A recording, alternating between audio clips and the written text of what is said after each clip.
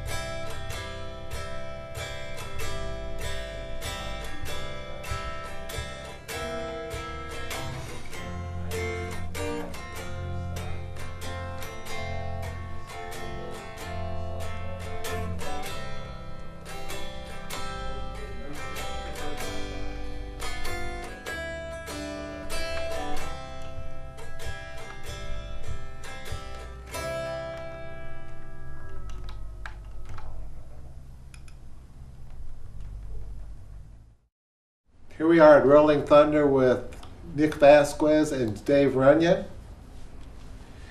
So Nick, how long has Rolling Thunder been here? Rolling Thunder has been in this location since 2009. I opened actually June 1st, 2009. I want to make sure it was a number I could remember. So Okay. apparently it worked. Yeah. And so what do you do here aside from sound recording? Along with the audio recording, I do video. I do a lot of video editing. I also do live music myself, operate a DJ service, travel around Michigan playing music. And in front of house we have music lessons, which I teach at Rolling Thunder also, with Jeff Hanna. And Dave, what's your position here at Rolling Thunder? Well, I am the mastering engineer here at Rolling Thunder, which means I'm the last guy to touch everything as it kind of goes out the doors in the audio respect. means he fixes everything. I spend most of my time just, Nick, what you do, man? Well, I make it work. Yeah. No, and I master projects here from all over the place, not just things that are recorded here, but things come from actually all over the country and from other parts of the state. People have us finish things up for them. So we have a wonderful facility here for that. Only mastering suite. I know there's a couple others in town, but I don't really know who they are, but nice commercial facility here to do that kind of work, and it works real well. They're kind of like Bigfoot. You hear about them, but you never see them. You don't see them, but they're out there. They're out there. And have you done any projects here that we would know about? You did a Michael Moore movie. I did a little bit of sound with Jeff Gibbs for Capitalism: A Love Story. Yeah, Michael Moore's movie. Good, so I got to work great. on the phone with Gary Rizzo from Skywalker Sound. It was kind of neat. Okay. So we're here to record a tune of mine called Kathleen's Waltz and see what we can do with it and show you what the recording process is. Is there anything else you would like the people to know about your recording studio? Or The main thing really that I can say about the recording studio is try to tell people not to be intimidated walking into the recording studio. A lot of people think that because it is a commercial recording studio that only big name professionals are going to show up here. But if you don't have big names working here, then it's obviously okay. You're not gonna go. It's okay for everybody to walk in the door. No. Don't be afraid to walk in the door. Come in, say hi, and see what it's about. Because there's something for everybody here. I mean, there's something for everyone to do. And you had a high school band in here not too long ago. Yeah, the Elk Rapids 0 Hour Jazz Lab. Okay, so how did that go? Volume 2. Very cool. It's very cool. Dave McKeon was my teacher in music when I was at Elk Rapids, so it's kind of a neat way to give back to the school. And they're a non-profit band, so they record the CDs and they use them for their shows. You have a live webcast out of here, don't you? It's an open mic night, actually. Yeah, we do it throughout the fall and the winter. It's a live stream on the web. You can tune in and watch it live, watch it happen while it's going on. It's pretty neat. So is there anything that you want to make sure the people know about here, Dave? Mostly in respect to me here, the mastering end. Don't hesitate to come in. Don't hesitate to call if you do your own recordings. That's something a lot of people don't know. Is if you don't have to record here in order to take advantage of some of the equipment that's here for mastering. I take a lot of people's work that they recorded themselves, and they just want that extra professional edge put on it at the end. And some people do fantastic work at home. I've seen some really nice projects. I'm working on one now, and it just it's a pleasure to be able to take it up to that next level, bring it up to the the industry standards, for reproduction, so that when they send them off to a manufacturing company, they don't get them sent back to them, which can happen. We make sure everything's compressed and limited and up to where it's not going to distort but sound really nice. So no matter what stage you're at recording, if you do it yourself, get a hold of us. We can help you, and you can bring it in here. We can mix things, we can master things, we can help you do it. Like Nick, mostly just don't hesitate to come in and talk to us, because there's lots of things we can do together. Yeah, it's a chance for people to get their hands on equipment that you see in the magazines. Right. That's the big thing. Is a lot of people walk in here and they say, "We're still in Traverse City, aren't we?" Yeah, right. It's like It's a very beautiful space, and you have the state-of-the-art equipment here and all that kind of thing. Well, I'm kind of anxious to get to this recording. How about if we go do it? Let's do it. All right. Let's go. Excellent.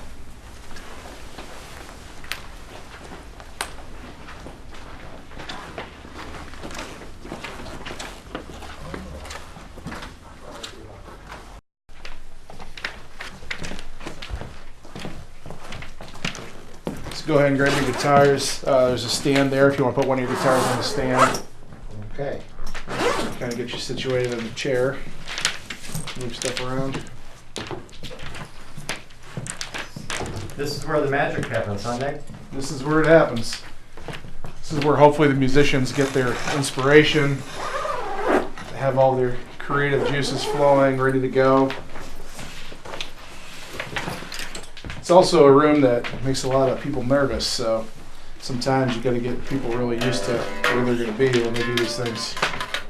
But Rob's a seasoned pro, so I'm not too worried about him. So we're going to be in 3/4 time. We're going to be in 3/4 time. I think I want the tempo about 96. 96, okay. And I'll send it to you so you can hear it, make sure it's good, and we'll kind of do that while we're doing our... What to do is record the bass part first, and I want to go through one bar in front of that and play through the whole bass part, and then play the first note of the second time through and sustain it. Then the solo is going to be the third time through the form of the song, and I'm going to sing on the second time and the fourth time. Okay. So we're going to, we'll set it up so we'll do the scratch vocal when you do the rhythm track. Okay. So obviously we'll lay down the bass, cut off the beginning so we have the beginning, cut off the last note, throw it off to the side for later. Right. How many bars do you want of the bass? I mean, how many bars is the whole song? Do you know that yet, or do we just want? Well, let me see. Are you doing 12 bar and then 12 bar?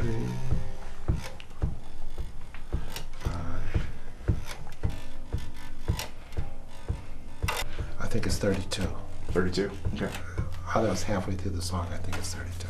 So it's 32 of the actual line. That's excluding the ending, Right. sustain, and the beginning. Bum, bum, bum. If the second half is as long as the first half. Well, we can always Yeah. can make anything happen, Yeah. so we're not too concerned there. But as far as on your headphones, you remember you have your own control of your headphone mix. One is going to be your vocal, Okay. and then the rest are going to go right in order of how we're doing it: bass, rhythm, lead, Okay. and then your click track is always on 16. And do I set that now? Or You will set it when we you're get going to done. Send it to me. I'm going to send it to you, then you can adjust whatever you want to. Is there anything else that you think the people would like to know about what's happening right now, Nick? Right now, it's pretty much going to speak for itself as we go through the process. This, like you said, we're going to take his bass direct and put it into the board, see what we have, and just kind of take it from there. We're going to be recording your bass track first. Right. And then Okay. we'll go from there with your rhythm guitars, lead guitar, And we're vocals, going to whatever you be wanna doing do. this off a click track, and that's a little click. Click track, yeah. It's also, if you go to a music store, you buy what's called a metronome. Metronome Right. is the same Right. thing. It's just Right. a 1, 2, 3. Right. I think it a real hot 1 on there. So it's going to keep me in beat, hopefully. We hope so. Yeah, we hope so. We don't want you getting out of control in here. And so let's get to it, all right? Let's do it. Okay. Guitar chord for you right here. Okay. I'm gonna put that under this. And there you are. Okay.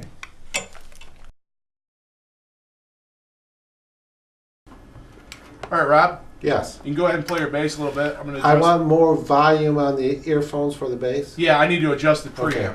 and then once I get it adjusted, I'm actually gonna play you the click too. So you'll adjust the click track and your bass. You can hear your voice right now too in your headphones. If you don't want that, just push number 1 and turn it down. If it's not bothering you though, I wouldn't worry about it.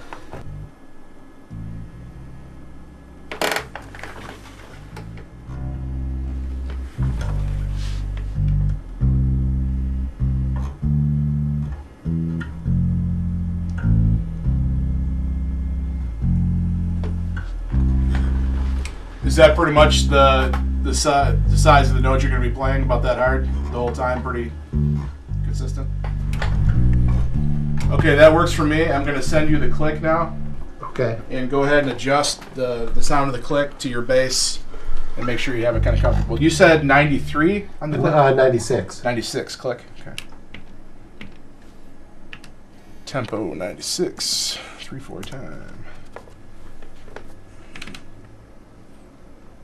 Okay, so here comes the click, and go ahead and adjust what you want to adjust.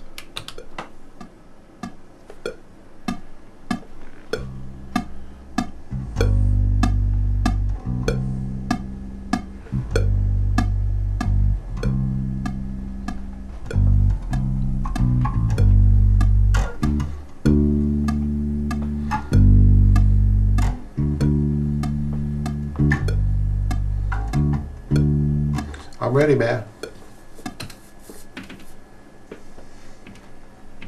Sounds good? Yep. Okay. Go ahead and give yourself a 2-bar count off, and then go live.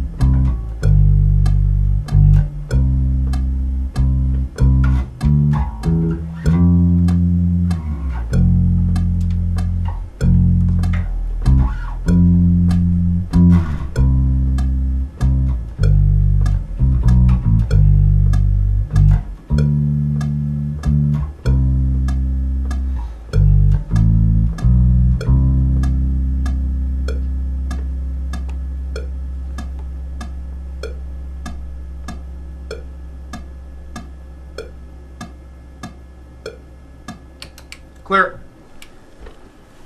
And so we're all set on that? We should be. So that's the entire song right there. Yeah. Okay. Wow. So we don't no. You need That's to one time through it. Okay. How many times do you want that looped now? I want that 4 times. You want the 4 times. Okay. Let me find the beginning and the And end. not that last note. So you Right. should have like 34 bars in the computer. My Total. first- Right. Right. Okay, cool. I'm just gonna cut off the front and the back. Yep. We're able to take So I'm going to a turn part that was off your played just guitar. once and House duplicate was- it many was- times, so you don't have to play the whole song 10 times if you want. You just get the first part of the song or the repetitive part of the song the way you want it, perfect, hopefully, and you can just duplicate it digitally with the software that we use, which is Pro Tools, and it allows us to do things quicker. If you can only play it once, but it needs to be played 4 times, you just move it 3 times to the right, glue it together, and then you're ready for the next track. And with Rob here, we're starting with the bass, and now we're going to put on the rhythm guitar track to layer on top of it. And we can do the same thing with that. Play that part once, move it 4 times again, or if it's a little bit different, maybe he'll want to play the whole thing.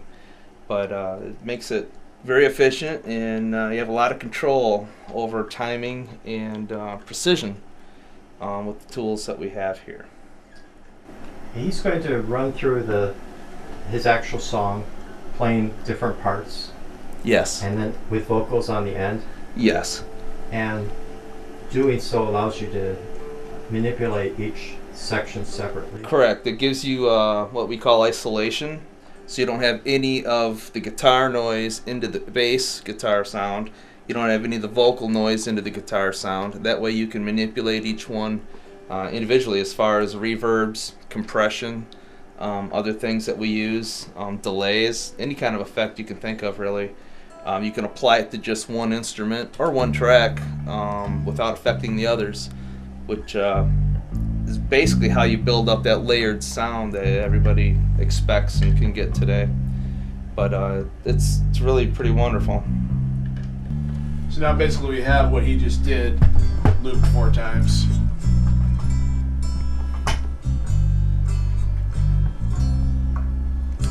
Okay.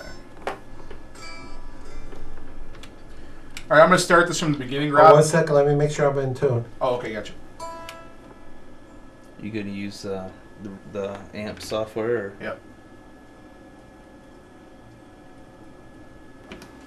I can explain what that is too, because we don't use guitar amps. What are you going to explain? There's no guitar amp. We can simulate all the different guitar amps throughout history Let me get this. with software. Now we're working on getting the correct guitar tone for the song, So all the and way. in years gone by, we always used to have to use a guitar amplifier in order to accomplish this, and we still often do. In fact, probably most of the time we still do, because people have their favorite guitar amp, favorite guitar combinations. But It would help we if I have plugged it in software made by a company called Waves Now I'm getting something from you. that is called GTR, and we use this to simulate just hundreds and hundreds of amplifiers from the early days of amplifiers to the modern day. You can get everything from a Fender Twin sound to a triple rectifier boogie if you want to, and do it later. You can do it in the mix. You can select the sound now to play with that you're comfortable with, and then it mix down. If you decided, man, I wish I would have used a different amplifier for that, well, you can. You can just pop it up here and change it. It mix down right up until the last minute. You can change all your guitar sounds, and it's quite the time saver, and it's very good as a creative tool because you might not know exactly how that guitar is going to sit. When you start up, you start adding tracks, things change, and tones change, textures change, and even your order of how you want to attack things change. So it's nice to have the freedom to pick your guitar sounds later. Is that what this is? That is the software right there. It even looks like a groovy old amplifier. Yeah. It isn't. What style of amp head would you like? This is a 212 open back you're playing through right now. Yeah, just like a Fender Twin, man. What do you like better, 409 or the 421s on there? I'm a 421 fan myself. Yeah, that's what I usually like too. I'm not a fan of the off-axis though. I'm not either. Cram it up against the mesh and straight on. Unless you got a funky sounding cone, Yeah. might have to cock it off a little bit. But it's really something with that software. You can pick whatever microphone that you want to have simulated as well as the amplifier. I'm getting like a distortion. It looks user-friendly. Oh, it's very user friendly. If you can operate a guitar amplifier, 5 or 10 minutes of messing around with that software, you've got a really good handle on how to get your tones out of it. It's a nice warm sound, isn't it? And it was designed and engineered by guitar players, Mm-hmm. It's surprisingly high quality tones that you get from it too. The clean sounds are just very, very nice. What's the name of the software? It's GTR, made by Waves. Steve Vai actually uses the software. Yeah, Steve Vai. Some Pretty really crazy. famous guitar players use this software. Some people use it live even. They'll run their guitar through a laptop and have all these sounds saved as patches that they just kick off at the foot pedal. This software also does have foot pedals in it. You can add effects your old favorite stomp boxes from the 70s or 80s, and they're in there. You just pull them up and looks just like a pedal board, and you just click it with the mouse instead of stepping on it. But I believe they also have a MIDI controller that you can set the stomp box on the ground and control it just like an old-fashioned floor-mounted stomp box. Okay, go ahead and keep playing while I adjust this pre. So now Nick's adjusting the level of the preamp, which you try to get it as loud as you can without causing distortion. Every instrument's different, and actually those preamps kind of act different depending what you have plugged into it. The impedance and other levels affect how they work, so you have to be real careful not to get any distortion at the preamp, because once you record distortion, you are stuck with distortion. You can add it later if you want to, and sometimes we do, but you don't want it going in. Junk in, junk out. That's exactly right. Sounds bad going in, it's going to sound bad coming out. Nobody wants that. So he's getting the right level on the preamp for the guitar.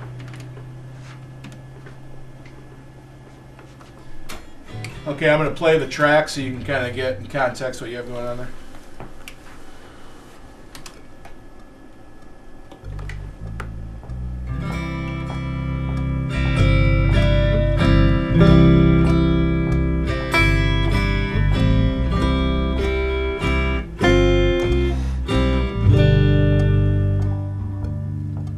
It does. It sounds just like a Fender Twin, and that's the model that Nick pulled up.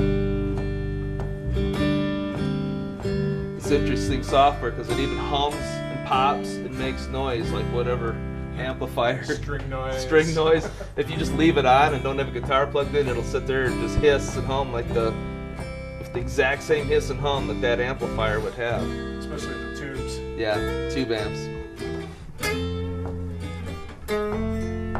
How's that sounding? Fine. Okay. All right, here we go from the top. Rhythm guitar track. Oh, Nick? Yes. And so I'm going to play it through twice. Right. And then we're going to Then I'm gonna sustain do the the same last thing. note, right? Yep. Okay. Now, does this one have an intro, or is just the bass intro at the beginning? It's the bass intro. Okay, so you're just going to start playing on the one where the bass starts on the one. On the real one of the The song. real one of the bass, yeah. So the boom, boom, boom, then you come in. All right. And you're going to play it twice through, then put an end. Yeah. Okay. All right, here we go from the top.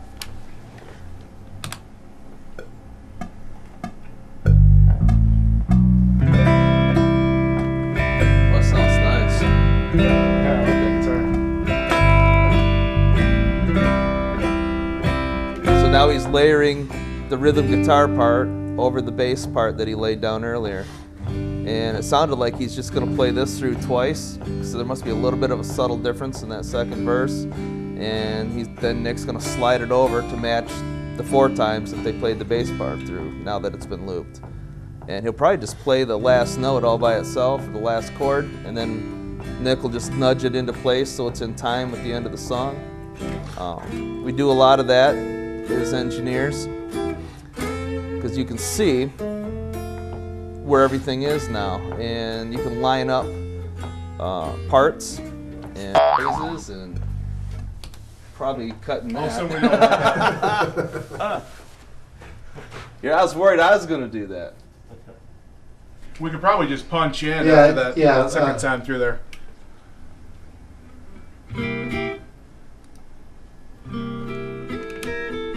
So what we're doing, we're going to punch in, and Dave can explain it to you while I'm setting him Yeah. up for this.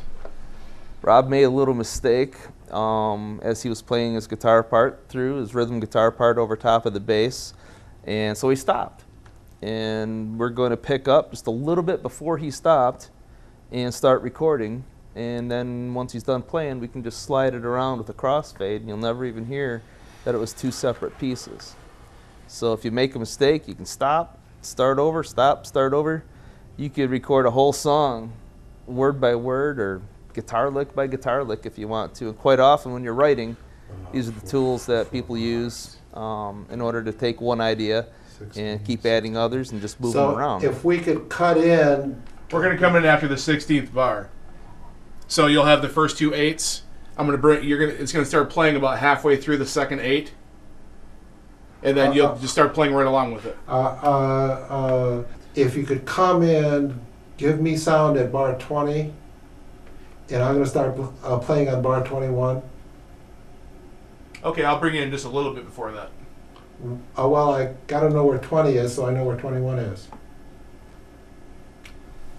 His 21 is off by one measure to yours. Right. Let me hear it one time, Nick.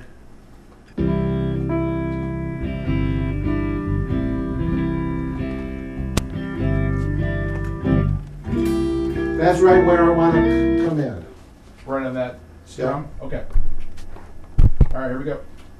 Good, she's home.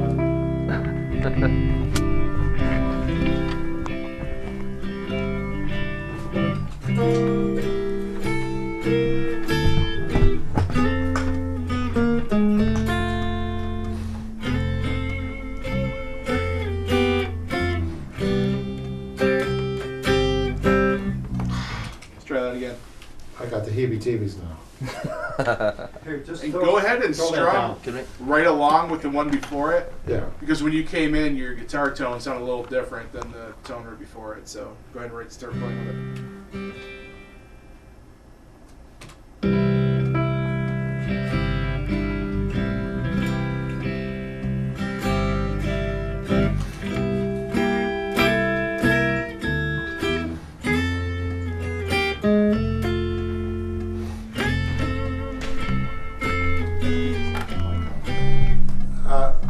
One more time, please. I'm sorry, Nick. No problem.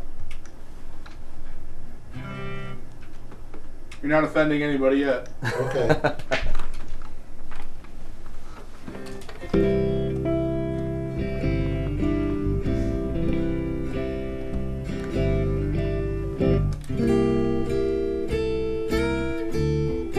That sounds like a nice clean punch in. Yeah, hope he keeps playing.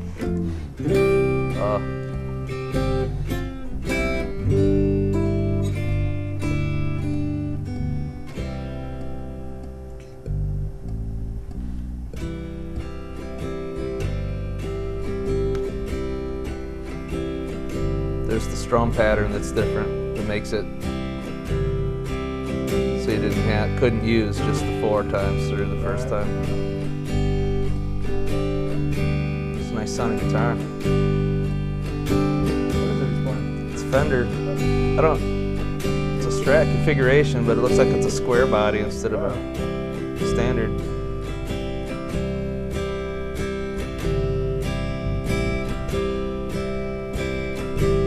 So does he want 2 rhythm tracks? Is that what he's got down here? Or did it just change? I think he's gonna stop at the end of this phrase, and then you just take those 2 and slide them over, then have him play the last note.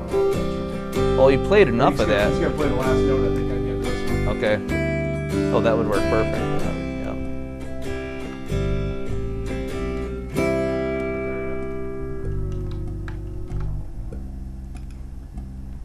Cool. Clear. I hate this, man. I don't think I've ever seen you nervous. It didn't sound that way at home up when I was playing it. You know what I mean? I've never been recorded, so I don't have to worry about this kind of thing. Okay, so now this is going to be the guitar solo. Now those 2 go together. You just want that whole thing one more time, right? No, Or you I want both want of those? the second. I want the last half of that twice more. Okay. Okay. So the first one's by itself, Yes. and then twice more. So the Okay. strumming, when you started strumming, that's what you want Twice. in the next 2. Gotcha. What are we doing now? We are actually moving over a guitar part that Rob just played because it could be used 2 more times in the song. So now his rhythm track is complete. And we're gonna get it ready to go for the lead guitar over top of what he has just done. And I don't know if we're gonna change tones or not for that. We may or may not, but like I say, when it comes time to mix, which is taking all these and turning it into just a stereo recording of these multi-tracks, We can again choose the guitar sounds at that point in time as well as now. So he could play with any tone he wanted to, and we could change it later. But not sure what he's going to do. It doesn't look like they're going to change guitar tones. Maybe not. It's going to change the preamp. Is he jamming a little harder? Hey, it's hitting a little harder. Picking. Getting that. You know what's cool about Rob? He's like Mark Knopfler. Everything is finger picked. It is finger picked. He doesn't use a pick. Yeah, you get more dynamics, I think, that way. And another thing that's interesting is, well, he's using the single coil pickups on that guitar, which makes them really twangy and poppy, which makes your preamp settings vital because they'll surprise you and get really loud after you thought you had it set. Hey, Rob, give me some of your louder licks. Like that. Everything turns red. Let me turn this up a little bit. Turn it down in here, turn it up out there. That's the way it works. I'm not going to be playing anything too hard.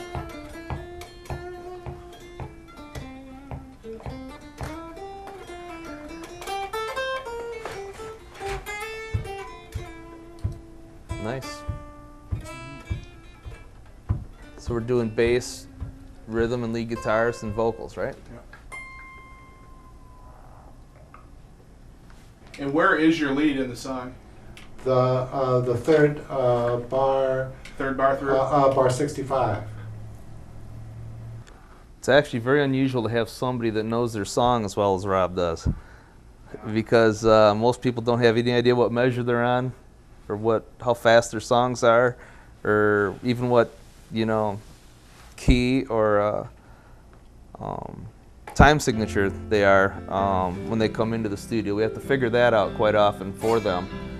Trained musicians probably know what all that is, but they've never really sat down and figured it out. But from an engineering point of view, the more we know about the math and the theory of what's going on with the song, the better choices that we can make in the you're production. You're going to shoot me, man. Let me just see something here.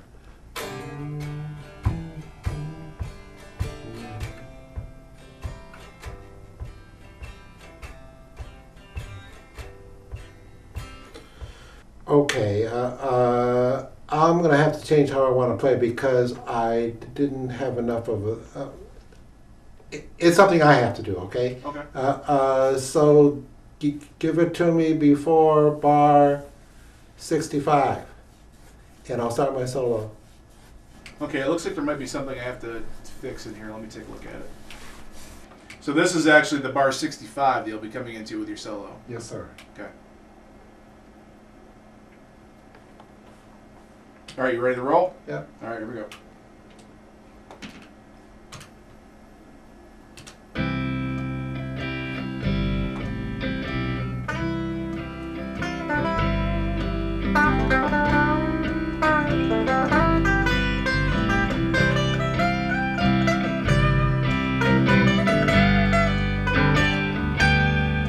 I've never seen him nervous. I haven't either, In the studio, he's always all confident. Yeah. It's interesting being a finger player like that. I only know a couple other people. Mike Garber. Yeah. Oh yeah. You can take a really confident musician and throw him in the studio, and everybody becomes a little less confident all of a sudden. That's why you and I sit on this side of the glass. Come on, right where I am.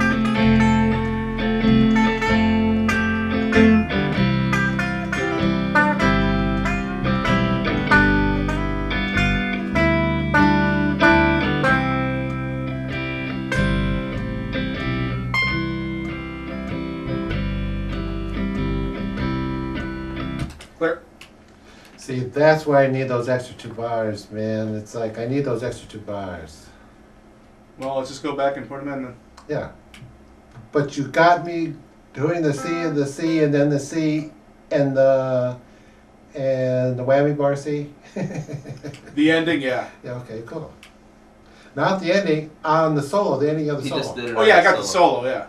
And plus the whammy thing at the end of the solo? Everything you just did, I have, yeah. Beautiful. Good. So you want to come in on your rhythm at the strumming part then? Uh, Or do you need to go from the top? No, I don't. What we need to do is we need to add 2 measures on the form of the tune. Okay. And where do they go? We need to take 31 and 32 and also make them 33 and 34. Okay, so just double those? Yeah. So a little bit more of a pause. It's irregular and that makes it more country.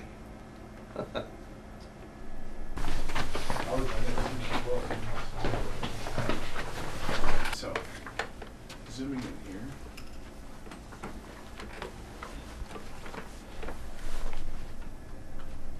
So here 34. it appears that should be- we need to add 2 measures to a section of the song. So we're going to take 2 measures from somewhere else in the song where they were identical to what they need. They're going to cut it out, move it over, crossfade it to glue it together, and you'll have your 2 new measures. So you want the beginning of this right here. Right there, right. Then play something ball, ball, ball. Right. Gotcha. Right. So now if I start at bar 32, it's going to go. Nothing. And that was bar 35. It starts at bar 35 again with the strumming. Okay, so Bar 34 is this. Yeah, okay, and that hole in there is how big right now? Is One measure. Just a 1, 2, 3. and so you haven't added anything yet? Nothing yet, no. Add the 1 measure, and then we'll listen to it. I think you have to add 2, but just add the 1. And then if we have to do it again, we'll do it again. What's he putting in there? Bar 32, right? You just making that sustain longer? The plain old chord, plain old C chord. Okay.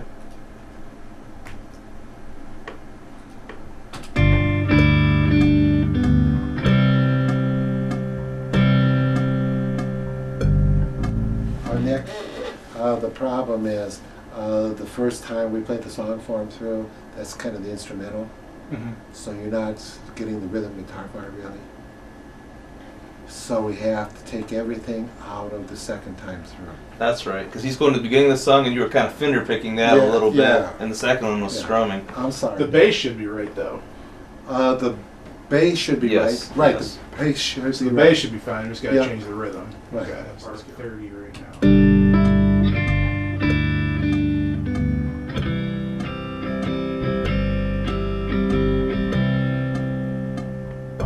Beautiful. Just like I said. Just like you said, yeah. Now we got it. Just have to clean that edit up and you got it. Alright. So I'm going to separate right there. And there. Right now we're just finishing up the editing that we had to do in order to correct the form of the song.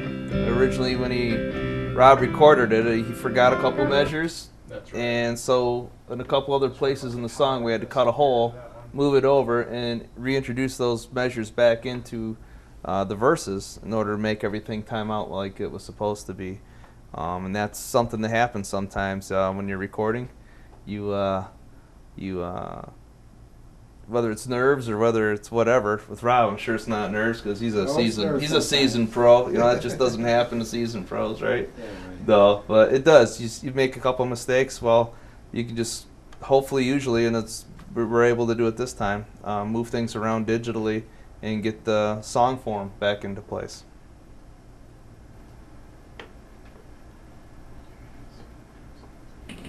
Okay, vocal time? Vocal time. Vocal time.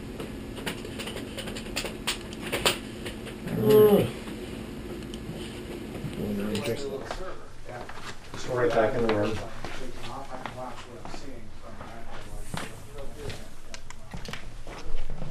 Adjust that microphone.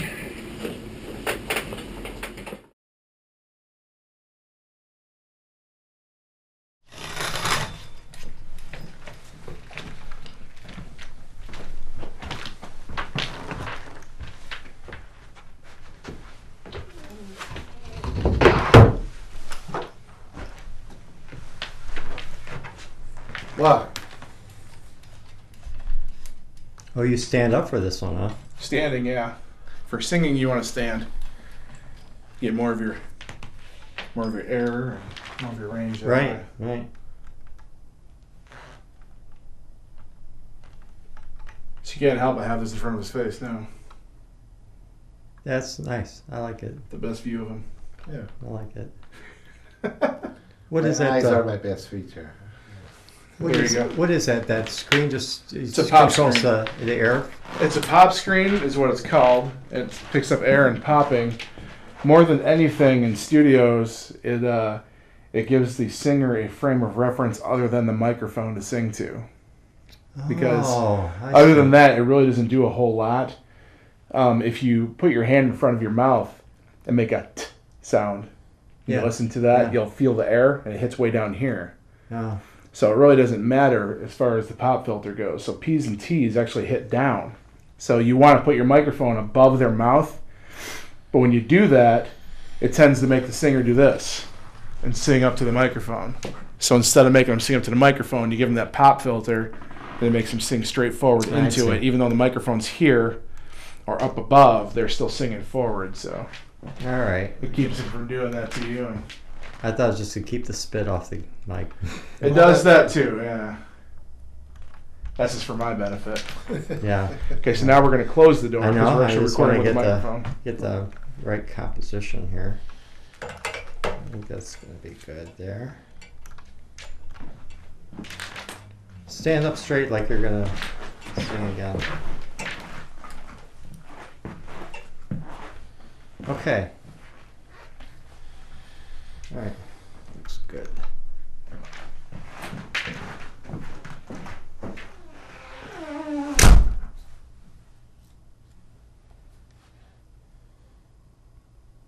Now, do your vocals start at the top, or do they start at the second time through? They start the second time through, the lead, the bar in front of the second time through. Okay. So I'm going to start this right before it comes out of that first section. And here we go.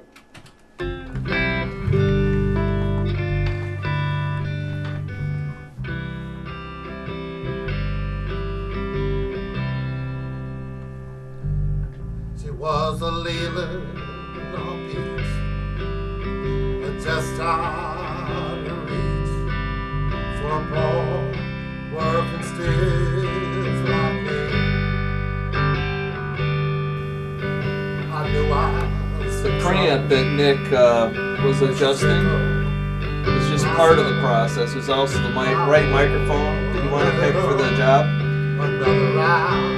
And Nick's using the U87, it's a Neumann. Wasn't thinking. Yeah, it's kind of the first go-to microphone for most studios for vocals. It's just time-tested and true.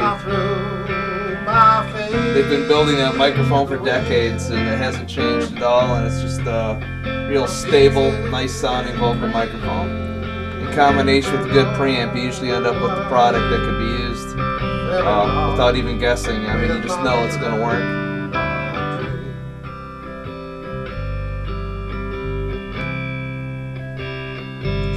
Pop in one of the edits there. Yeah. I can fix that. I know you can. Okay, I'll bring you in towards the end of the solo.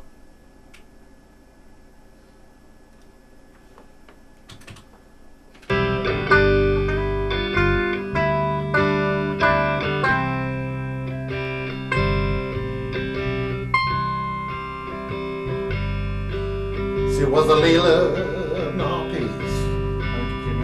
Just out of reach for a ball. Yeah, that was tough. I think you might have had one extra note on the end of your solo there where you were supposed to come back in. Either that or those two bars are supposed to be added into the end of that too. Yes, they are. They are. That must be what it is. Well, at least I've done that a couple times now.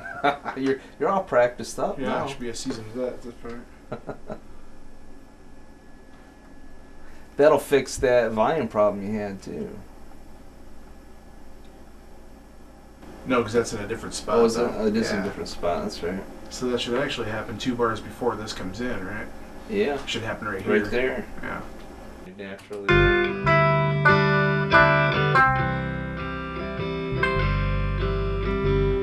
Yeah, you got it right. Just need to clean it up now. You have that volume problem again.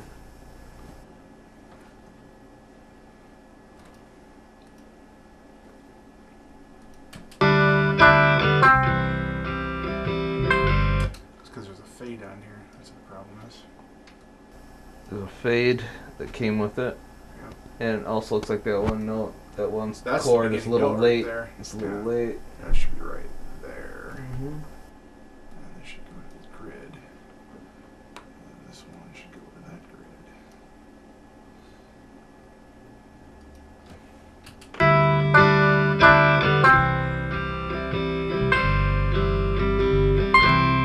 Yeah. There you go. She was a Leela. There you go. Now we got it. Just gotta try it the right way. Okay, this will be coming right out of the solo. So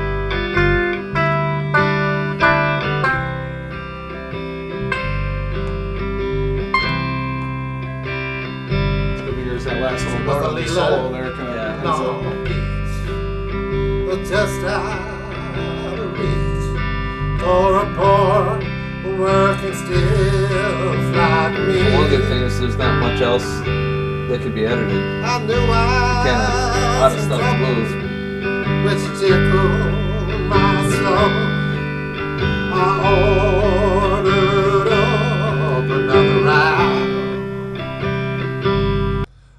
Wasn't thinking too clearly, only thought how things could be. I threw my fate to the wind. Pizzas and cream, if you know what I mean. Fell in love with my little Audrey.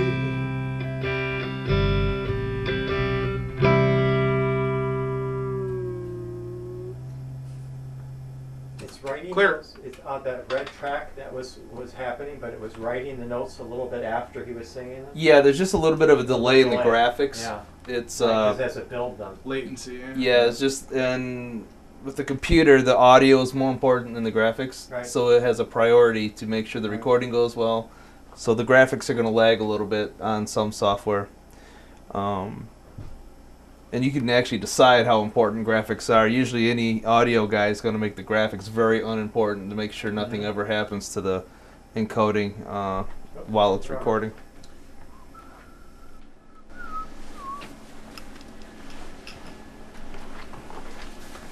Good job, Rob. Well, I don't know about that.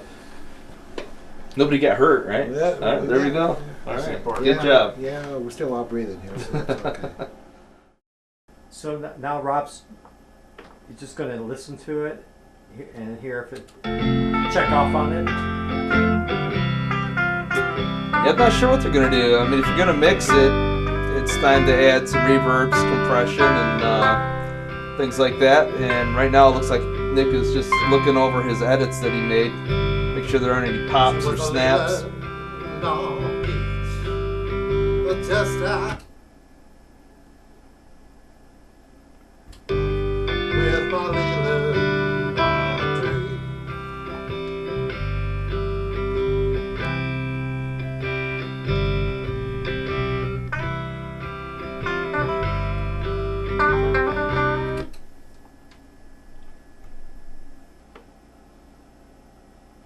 Actually, when you're mixing, a general rule is for every 1 hour it took to record something, you're looking on the average of 3 more hours of editing and mixing. And then even after that, if you go to the mastering stage, if it's a final that you're going to be using for reproduction, we master as well here. I'm the mastering engineer. And that takes time, because then you have to really examine everything that's been done and how it meets industry standards for reproduction, for the mechanical reproduction of the product. When you're mixing, you're just trying to get a balance of all the instruments, and that's when you choose your reverbs, your effects, your delays, things like that. And also you're deciding where it is in the mix, from left to right. So you're panning. You can control the pan of every track here into the left or right speaker. and give it some spatial sense to it. And quite often you'll double track. You play a couple rhythm guitar parts, pan one left, pan one hard right. So you still have basically one guitar sound, but it's really fat, you know, and it's really wide. And just a few little production things like that that can make a big difference. With this recording, you've got one rhythm, a bass, and a lead guitar and a vocal. The lead guitar and vocal, generally you pan straight up and down, but you normally put the bass in the center too most of the time. So really, panning this project, there's not a lot you could do, but you could put the bass a little bit left and the rhythm guitar a little bit right, and then put a delay on the lead. I probably would do if I were mixing it, just to give it a two-speaker presence. Wouldn't even have to be an audible delay, something you could hear. It's more something you can feel because it just exists in both speakers at just a slightly different time. Same with the vocals. That's what's going on, or will be going on at the mix stage. Right now we're just listening back to see how things sound. When you're mixing larger projects and you have a lot more going on, there's a lot more to the process obviously, but for commercial releases and even just demos these days, because we have the ability to do it, with vocals we can compress them, we can put reverb on them, we can even tune them. So if somebody sang a little out of tune, we can make it perfect. If somebody sang way out of tune, well, we can still make it perfect. It's a different world than it used to be. There's several different pieces of software we use for that, but they all basically do the same thing. And can give a real professional edge to even amateur projects. And that's another thing, even things that aren't recorded here. People record themselves a lot these days. They bring them in here for Nick and I to mix and master. So they might be good at recording, but they haven't really mixed a lot themselves yet. We'll either mix it for them or help them learn how to do it themselves. We're full of the desire to help people learn how to do things. So coming in here and just talking, watching us mix, or bring your stuff in, let us mix it, there's a lot from it to be learned. And actually I learn as much as anybody every time I do a mix, no matter where it came from or who's sitting there helping me do it. That sounds really nice. She was a little piece, just out of reach for a poor working stiff like me. I knew I was in trouble when she tickled my stubble. I ordered another round. Wasn't thinking too clearly, only thought how things could be. I threw my fate to the wind. Peaches and cream, if you know what I mean. Fell in love with my Leland Audrey.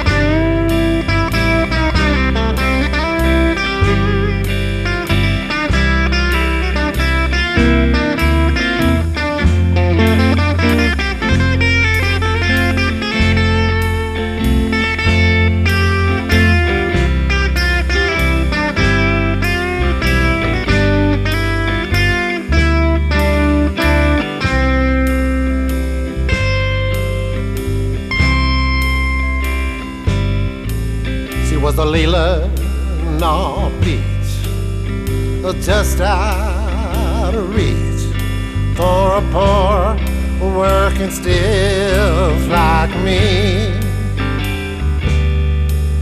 I knew I was in trouble, which tickled my soul. I ordered up another round. Wasn't thinking too clearly, only thought how things could be. I threw my fate to the wind. Peaches and cream, if you know what I mean. Fell in love with my Leland Audrey.